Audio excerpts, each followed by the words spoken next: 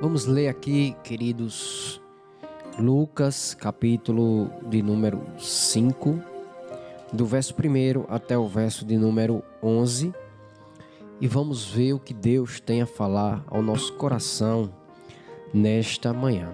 Quero pedir a você, se você quiser aí, tá certo, pegar a sua Bíblia para nos acompanhar, para estar lendo conosco, fique à vontade, tá bom? Lucas, capítulo 5, diz assim a palavra do Senhor, o título é A Pesca Maravilhosa. Aconteceu que, ao apertá-lo a multidão para ouvir a palavra de Deus, estava ele junto ao lago de Genezaré. E viu dois irmãos junto à praia do lago, mas os pescadores, havendo desembarcado, lavavam as redes. Entretanto, em um dos barcos, que era o de Simão, pediu-lhe que o afastasse um pouco da praia, e assentando-se, ensinava do barco as multidões. Quando acabou de falar, disse a Simão: Faze-te ao largo e lança as vossas redes para pescar. Respondeu-lhe Simão: Mestre, havendo trabalhado toda a noite, nada apanhamos, mas sob a tua palavra lançarei as redes. Isto fazendo, apanharam grande quantidade de peixes e rompiam-se-lhes as redes. Então fizeram sinais aos companheiros do outro barco para que fossem ajudá-los. E foram e encheram ambos os barcos a ponto de quase irem a pique. Vendo isto, Simão Pedro prostrou-se aos pés de Jesus, dizendo: Senhor, retira-te de mim, porque sou pecador. Pois à vista da pesca que fizeram, a admiração se apoderou dele e de todos os seus companheiros, bem como de Tiago e João, filhos de Zebedeu, que eram seus sócios. Disse Jesus a Simão: Não temas, doravante serás pescador de homens. E arrastando eles os barcos sobre a praia, deixando tudo, o seguiram. Que Deus aplique a sua palavra, queridos, em nossos corações. Vamos fazer uma breve oração. Pai querido, louvamos pela tua palavra. Queremos, ó Deus, pedir que o Senhor fale nesta manhã ao nosso coração.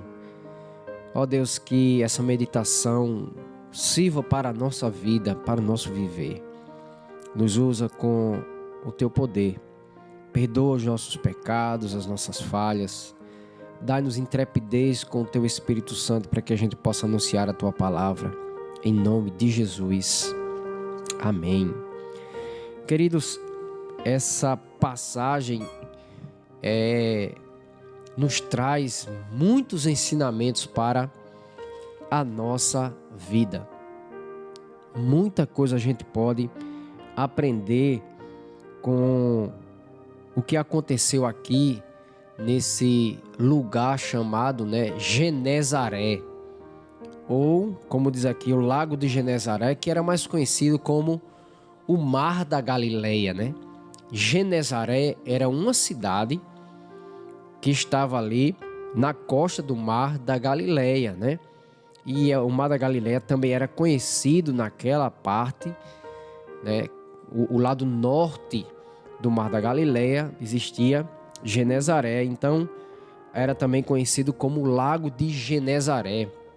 Naquela região do Mar da Galileia existiam várias cidades, porque o Mar da Galileia era muito grande, tá, irmãos? Apesar de ser chamado Mar da Galileia, mas era de águas doces e tranquilas. Era um lago, Mas pela sua extensão era chamado de mar. Era cerca de 13 quilômetros de extensão, Então era basicamente como daqui em Araçagi, Daqui para Araçagi são 12 quilômetros. Então dava mais um pouquinho ainda, Então era muito grande o mar da Galileia e aquele lago. Talvez as pessoas achem estranho, porque quando você vai, por exemplo, para a Baía da Traição, você vê ali que as ondas elas fazem muita zoada, né? Então você fica se perguntando como é que Jesus entra num barco, manda se afastar um pouco, né, da praia ali, da areia, e começa a falar. E as ondas e a zoada? Não, queridos. O mar da Galileia ele era tranquilo. Dava-se muito bem para você subir no barco e a favor do vento você falar e as pessoas ouvirem. E foi justamente isso que Jesus Cristo fez. As multidões estavam atrás de Cristo porque Jesus Cristo ele estava operando muitos milagres. Então as multidões, as pessoas começavam a ouvir. Elas estavam ouvindo que Jesus tinha curado endemoniado. Porque até então nunca se tinha ouvido falar que um endemoniado poderia ser curado. E Jesus curava os endemoniados. Muitas pessoas que eram paralíticas, cegas, leprosas estavam sendo curadas por Cristo. Então as multidões, primeiro, queriam saber quem era esse. Quem é esse que está operando tudo isso? E aí, alguns diziam, é um profeta que está aí. É um profeta, é um curandeiro. É alguém que o povo está dizendo que é o Messias. Então as pessoas estavam indo atrás de Cristo, né? E muitos enfermos eram levados para Jesus curar. E Jesus curava a todos, a Bíblia diz. E aí uma multidão vai atrás de Cristo. E Jesus, vendo aquela multidão, Jesus Cristo primeiro diz, eu preciso pregar o Evangelho, eu preciso anunciar o Evangelho. Antes de curar fisicamente, eu preciso curar espiritualmente, né? Jesus Cristo, ele curou leprosos, Jesus Cristo curou aleijados, operou milagres, expeliu demônios, mas pregou o Evangelho. E aqui diz que a multidão o apertava, querendo ouvir, querendo saber quem era Jesus, querendo ouvir as suas palavras. E aí, Jesus entra no barco, provavelmente o barco de Simão aqui, né? Pediu que ele afastasse um pouco da praia ali. Jesus começa a ensinar. Que coisa importante. É o ensino. Jesus vê aquela multidão. Então Jesus Cristo começa a ensinar. Aqui a Bíblia não diz o que é que Jesus estava ensinando, mas nós pressupomos que o que Jesus ensinava era o Evangelho, eram as boas novas de salvação. O que Jesus ensinava era a verdade. Aqui os evangelhos não falam qual era o discurso de Cristo, mas provavelmente era um discurso onde as multidões ficavam maravilhadas. Se nós voltarmos um pouquinho em Lucas capítulo 4, e o verso número 32, ou melhor, o verso 31 dizia assim: E desceu a Cafarnaum, cidade da Galileia, e os ensinava ao sábado. Aí o verso 32 diz: E muitos se maravilhavam da sua doutrina, ou seja, do seu ensino, porque a sua palavra era com autoridade. Então aqui também Jesus estava ensinando, e com certeza Jesus estava ensinando o Evangelho. Jesus estava ensinando a palavra. Se nós vermos o capítulo 4 e o verso de número 42, diz: Sendo dia, saiu e foi para um lugar deserto. As multidões o procuravam e foram até junto dele, e instava para que não os deixasse. Ele, porém, lhes disse: É necessário que eu anuncie o evangelho do reino de Deus também às outras cidades, pois para isto é que fui enviado. É quando Jesus Cristo vai lá para Genezaré, para o lago de Genezaré, e está ali ensinando aquela multidão, ensinando o quê? O evangelho do reino de Deus. ensinando que as pessoas precisavam se arrepender dos seus pecados, ensinando que o reino de Deus era chegado, ensinando aquelas pessoas que precisavam de Jesus Cristo, dele, para que pudessem ter vida eterna. Ele era, como diz Mateus capítulo 11, verso 28, vinde a mim todos vós que estáis cansados e sobrecarregados. Jesus com certeza está fazendo aqui um chamado a essas multidões para que elas venham, se arrependam, confessem os seus pecados e sigam a Cristo.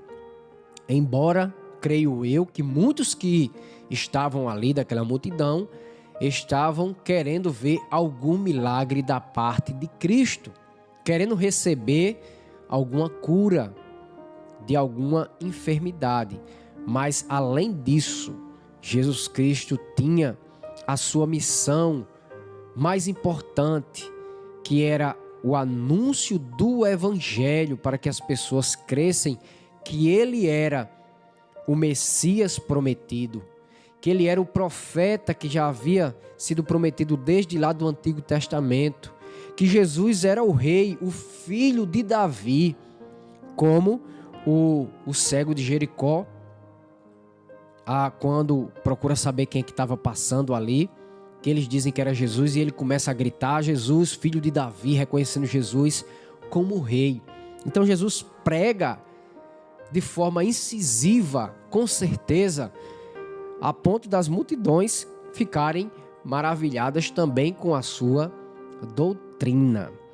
E nesse interim, quando Jesus termina a sua palavra, provavelmente as multidões vão embora, né? Jesus fica ali com os seus discípulos e Jesus pede ali a Pedro que lance a rede ao mar novamente.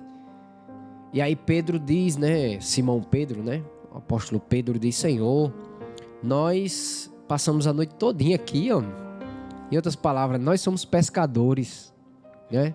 Nós entendemos do negócio aqui e passamos a noite todinha e não pegamos absolutamente nada. Mas, e aí eu acho que nessa hora Pedro se liga, como a gente diz, né? Pedro se liga quem é que está mandando, né? Ele atenta para aquele que está mandando. E aí como que ele acorda e diz, mas se é o Senhor que está mandando, eu vou lançar. Não importa se nós passamos a noite todinha e não pegamos nada, mas se o Senhor está mandando, a gente vai lançar as redes. E isso nos traz um grande ensinamento, irmãos. A gente não pode desistir de pregar o Evangelho. Às vezes a gente prega e ninguém se converte. E a gente acha que não tem solução. Mas a ordem de Cristo, ela tem que ser até o último dia da nossa vida. Pregue, insta, que é oportuno, que é não. Não deixe de falar. Anuncie a palavra. Fale. E quem vai fazer, queridos, que os peixes sejam apanhados, ou as almas, né? Não somos nós. Pedro disse, pela tua palavra eu irei lançar as redes. Então Pedro lança as redes e a Bíblia diz aqui que veio uma grande quantidade de peixes a ponto das redes quase torar, quase ir o barco ir a pique, não é isso? Isso mostra, queridos, que existem momentos que nós não iremos apanhar absolutamente nada.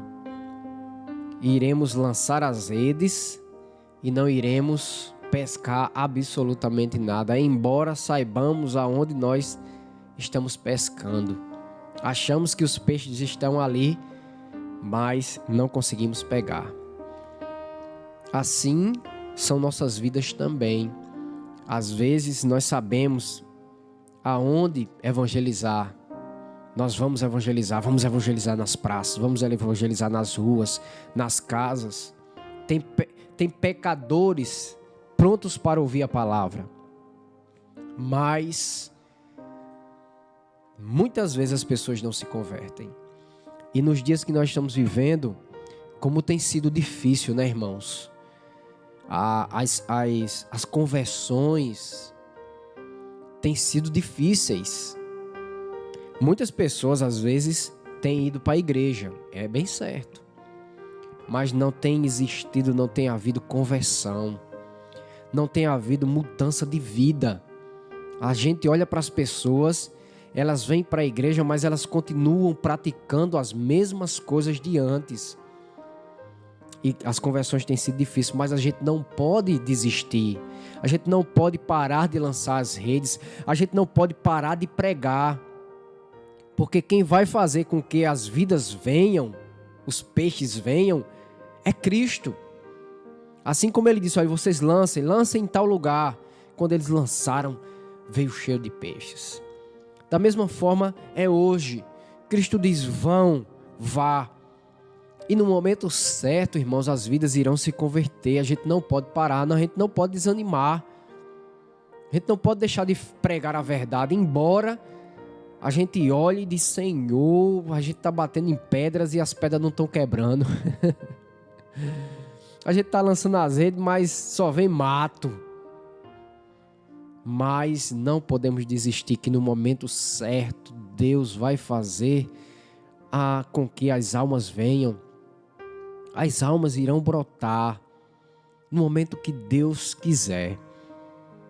Então, assim, isso é importante para todos nós. Aprendermos isso. E aí, o que é que acontece? Quando Pedro lança, os seus companheiros lançam as redes, que vêm os peixes, né? Tudo. Acontece algo interessante com Pedro. Ele reconhece quem é Jesus de uma forma grandiosa. A ponto dele dizer aqui, verso 8 diz, vendo isto, Simão Pedro prostrou-se aos pés de Jesus, dizendo, Senhor, retira-te de mim, porque sou pecador. Irmãos, existem momentos da nossa vida que parece que a gente não está entendendo quem Jesus é. Não está acontecendo nada na nossa vida. A gente não tem um olhar, uma visão espiritual. E parece que tudo está normal. Mas Deus às vezes faz com que aconteça algo na nossa vida para que a gente possa perceber. E muitas vezes não é só coisas boas não, às vezes é coisas ruins também. Deus às vezes permite que aconteça coisas ruins para que lá na frente venha uma coisa melhor. Por exemplo, os discípulos passaram a noite toda pescando, não pescaram nada. Às vezes a nossa vida também está assim, seca, uma sequidão. Não está acontecendo nada, a gente faz as coisas, mas não temos retorno. E a gente muitas vezes se entristece, parece que a gente perde a esperança, como que nada de sobrenatural fosse acontecer. Mas aí Deus entra em cena, Deus realiza coisas grandiosas. E aí é quando a gente percebe a grandeza de Deus, a mão soberana de Deus, e a gente cai em si e diz, Senhor, me perdoa. Me perdoa porque eu não estava conseguindo observar e ver quem Tu és. Foi necessário acontecer esse milagre, foi necessário acontecer isso na minha vida para que eu pudesse enxergar quem Tu és. O Deus soberano, o Deus grandioso, o Deus poderoso. O Deus que faz muito mais daquilo que pedimos ou pensamos. E aí a gente cai em si, a gente diz, Senhor, me perdoa. Eu sou um miserável pecador. Como eu não consigo enxergar o Teu poder. Como eu não consigo enxergar a Tua soberania na minha vida. Me perdoa, dai-me forças para que eu possa Te servir. E aí o que é que acontece aqui? Pedro se prostra, assim como nós também devemos nos prostrar diante de Deus, seja pelas coisas boas que acontecem na nossa vida, seja pelas coisas más também que acontecem. Sabe por que muitas vezes vem provações para nós, vem dificuldades, vem lutas? é para que a gente seja provado, para que a gente possa confiar não no nosso braço, mas em Deus, para que a gente possa se achegar a Ele e dizer: Senhor, eu sou fraco, Senhor, com as minhas forças eu não consigo, eu dependo de Ti, eu preciso de Ti, eu estou em Tuas mãos, faz em mim aquilo que é do Teu agrado, muda a minha vida, me transforma, faz-me um vaso de bênção em Tuas mãos. Deus muitas vezes permite que essas coisas aconteçam para que a gente se achegue a Ele e Ele mude o quadro da nossa vida. Ele nos transforme, nos liberte, nos dê um novo alvorecer, nos dê esperança, porque Cristo em nós é a esperança da glória. E aí tudo muda e Deus agora, e Cristo agora, diz o seguinte para aqueles discípulos: não temas, doravante, ou seja, da partir de agora em diante, vocês serão pescadores de homens, pescadores de almas. Sabe o que a gente aprende com isso? Quando a gente vê o milagre de Deus na nossa vida, não tem como a gente continuar sendo o mesmo. Quando Deus age na nossa vida, que Ele nos transforma, que Ele nos dá uma nova visão, agora nós queremos fazer aquilo que agrada a Ele. Nós iremos falar de Jesus para as pessoas. E como é bom a gente falar de Jesus. Como é bom a gente falar para as pessoas que Jesus é aquele que cura, que liberta, que transforma, que dá uma nova vida, que traz esperança para o coração do homem. Muitas vezes as pessoas estão desesperançosas. Provavelmente esses discípulos aqui, né? Como passaram a noite pegando, não pegaram nada, talvez estivessem tristes. Mesmo que o mestre estivesse ali, mas talvez eles estivessem tristes. Como quem diz: rapaz, perdemos o nosso tempo, né? Passamos a noite todinha aí. E muita gente tá assim: mas rapaz, a minha vida não tem mais futuro nenhum, né? Não sei o que fazer da minha vida, né? Não acontece nada, tô vazio. Mas aí quando você encontra Cristo, quando Ele chega na sua vida, as coisas são transformadas e você começa agora a viver para Cristo e a anunciar Jesus, dar testemunho do que Jesus Cristo fez na sua vida. Que Deus nessa manhã nos abençoe e a sua palavra possa ficar em nossos corações.